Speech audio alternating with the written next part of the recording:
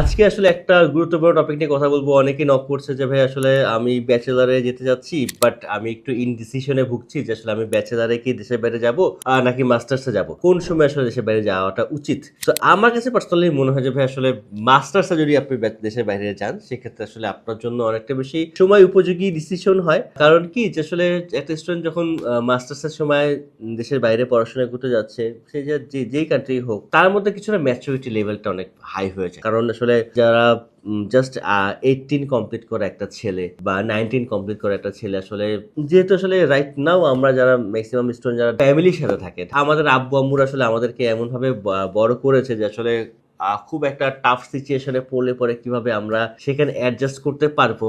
Right now এই জিনিসগুলো আসলে আমরা একটু কম বুঝি। কারণ আসলে আমাদের আম্মুরা বা আমাদের আব্বুরা কিন্তু আমাদেরকে ওইভাবেই এত আদর যত্ন করে বড় করেছে। অনেকেই বলে যে আসলে ফার্মের মুরগির মতো করে বড় করছে আরকি, যে একটু কমফোর্টেবল জোনে ঢুকলে পরেই বা কমফোর্ট জোন থেকে একটু বেরিয়ে কোথাও কোনো কাজ করতে গেলে হয়তোবা আব্বু-আম্মু অনেক বেশি টেনশন করে যে আমার ছেলেটা বা আমার মেয়েটা কি পারবে নাকি?